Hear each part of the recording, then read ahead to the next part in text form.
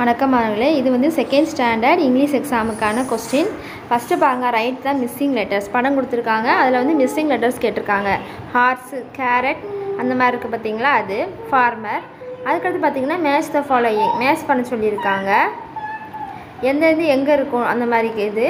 அடுத்து வந்து circle and write the odd one, circle பண்ணி அதை வந்து எழுத சொல்லியிருக்காங்க. அந்த மாதிரி கொஸ்டின்ஸ் கேட்டிருக்காங்க.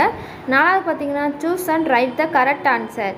நமக்கு இங்கே டேஸ் கொடுத்துட்டு சைடில் கொடுத்துருக்காங்களா, ஹனி வந்து எப்படி இருக்கும், சில்லி எப்படி இருக்கும், லெமன் எப்படி இருக்கும் அந்த மாதிரி கொடுத்துருக்காங்களா. ஹனி வந்து ஸ்வீட்டாக இருக்கும், சில்லி வந்து ஸ்பைஸியாக இருக்கும், லெமன் வந்து ஷோராக இருக்கும்.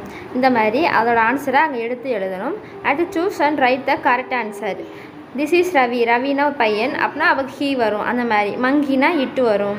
திஸ் இஸ் ஏ மங்கி கொடுத்துருக்காங்களா, அப்போ அது டேஸில் இட்டு. அந்த மாதிரி கொஸ்டின்ஸ். நெக்ஸ்ட் அது வந்து அவங்க பாட்டு பாடுதாங்களா, என்ன சாப்பிடுதாங்க, தண்ணி குடிக்காங்களா, அந்த மாதிரி கொஸ்டின் கேட்டிருக்காங்க.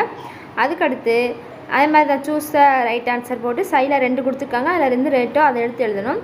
அடுத்து வந்து அதை ரீட் பண்ண சொல்லியிருக்காங்க, அதுக்கு ஒரு மார்க்ஸ் தான். அடுத்து read the following and answer question. அந்த பேராகிராஃப் கொடுத்துருக்காங்க, அதை ரீட் பண்ணி அதில் கீழே இருக்கிற ஆன்சர்ஸை நம்ம கண்டுபிடிச்சி எழுதணும். அந்த மாதிரி ஒரு கொஸ்டின்ஸ் கொடுத்துருக்காங்க. அதில் எத்தனை கொஸ்டின் பார்த்தீங்கன்னா ஏபிசி அப்படின்னு சொல்லி 3 கொஸ்டின் கொடுத்துருக்காங்க. அடுத்து 10வது பார்த்தீங்கன்னா choose and write the correct answer. இது அதே மாதிரி தான் நமக்கு கொஸ்டின் கொடுத்து சைடில் அந்த பாக்ஸில் கொடுத்துருக்காங்களா,